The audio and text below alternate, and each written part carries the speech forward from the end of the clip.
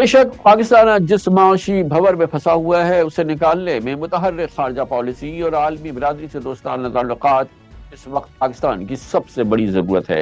امریکہ میں حکومت تبدیلی کے لیے الیکشن کا سال ہے۔ شہباز حکومت کو چین اور امریکہ سر جنگ میں سے کام لینا ہوگا۔ پاکستان کو چین کے ساتھ سی پیک کے منصوبے آگے بڑھانے ہیں تو اپنی بیرونی ادائیگیوں کے لیے امریکی زیر اثر IMF اور ورلڈ بینک جیسے اداروں کو بھی راضی کرنا ہے۔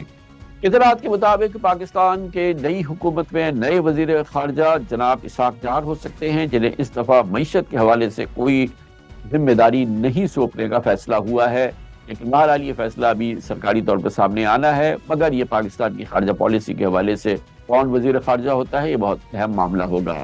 پاکستان کی نئی حکومت کے حوالے سے عالمی طاقتوں کا، عالمی لیڈرشپ کے پیغامات اور پاکستان کے ساتھ مضبوط مستحکم تعلقات کا خواہاں ہونا، تمام موضوعات پر بات کرتے ہیں۔ ہمارے ساتھ موجود ہے پاکستان کی بہت سینئر اور بہت نامور سابق سفارتکار، چین میں رہی ہیں، یورپین یونین میں پاکستان کی ایمبیسڈر رہی ہیں، محترمہ نعمانہ ہاشمی ہمارے ساتھ موجود ہیں۔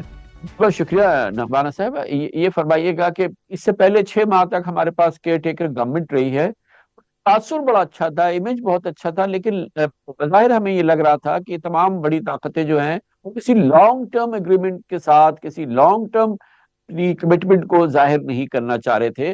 وہ چاہتے تھے کہ الیکشن ہو جائے پھر نئی حکومت آئے، تو جس طرح کے پیغامات آئے، مثال کے طور پہ، خاص طور پہ آپ کی بڑا تجربہ ہے چین سے، پریزیڈنٹ جی کا اور پھر پرائم منسٹر کا ود ان منٹس جو ہے وہ شہباز شریف صاحب کے حلف اٹھانے کے بعد پیغام آیا، تو ہم کیا یہ توقع کر سکتے ہیں کہ اب چاہے سی پیک ہو، چاہے عرب ملکوں کی پاکستان کے ساتھ جو روایتی دوستی اور جو گرم جوشی ہے وہ ہے، ان تمام معاملات میں اب ہم ٹھوس ڈیولپمنٹس دیکھیں گے، اور ٹھوس اگر سرمایہ کاری کی ضرورت ہے یا ٹھوس کمٹمنٹ کی، عملی کمٹمنٹ کی ضرورت ہے، تو اب ہمیں توقع ہے کہ وہ ہوگی۔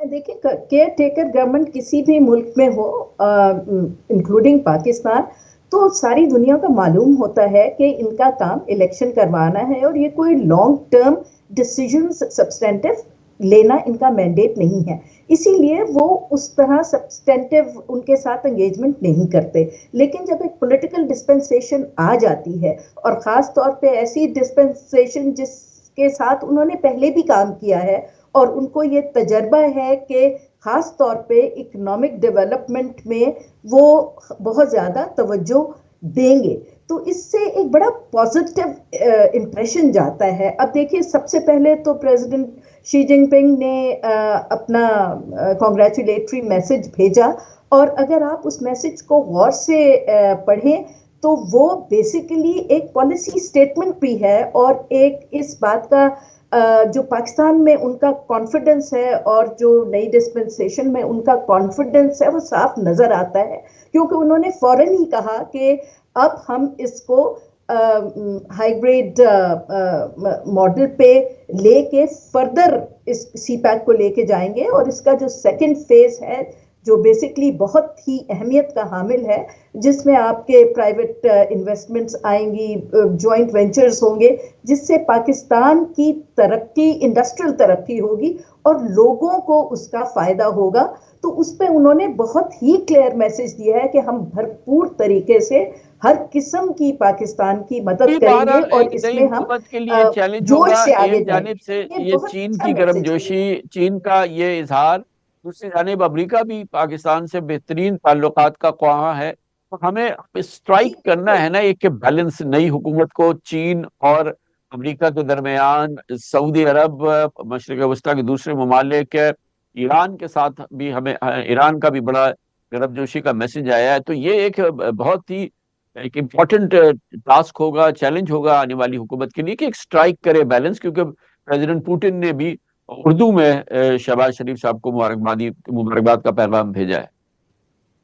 دیکھیے، دنیا جس طرف جا رہی ہے اس میں کوئی دو رائے ہے ہی نہیں کہ پاکستان جو ہے اسے ایک بیلنس رکھنا ہے، اور یہ ایک تھوڑا سا مسپرسیپشن ہے ہمارے ذہنوں میں کہ شاید ہم نے پچھلے 75 سال میں امریکہ اور چین میں یا باقی اپنے جو دوست ہیں ایران اور سعودیہ میں بیلنس نہیں رکھا۔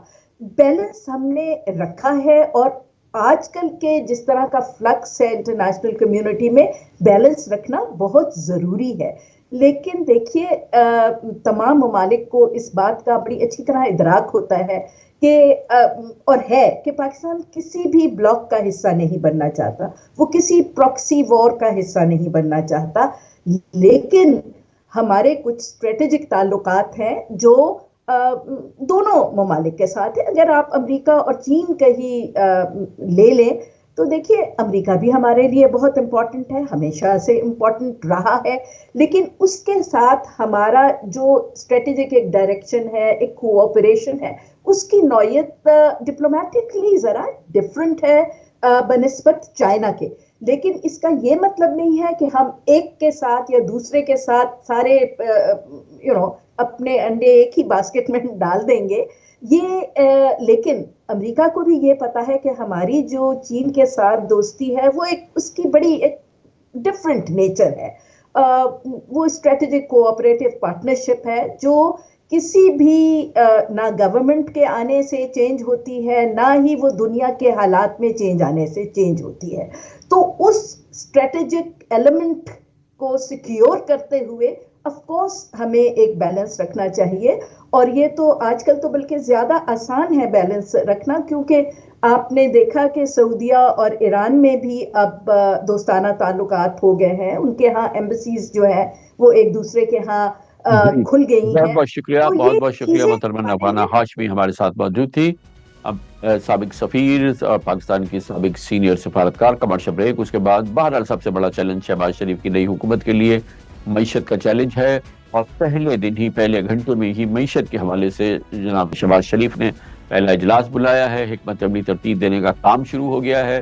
نئی حکومت کی اولین ترجیح IMF سمیت عالمی مالیاتی اداروں کا اعتماد جیتنا ہے. کل وزیر اعظم شہباز شریف نے حلف اٹھانے کے چند گھنٹوں کے بعد ہی ملکی معیشت کی بحالی سے متعلق تفصیلی بریفنگ لی. گزشتہ روز اپنی معاشی ٹیم کو IMF سے نئے طویل مدتی بیل آؤٹ پیکیج کے لیے مذاکرات شروع کرنے کا گرین سگنل بھی دیا ہے.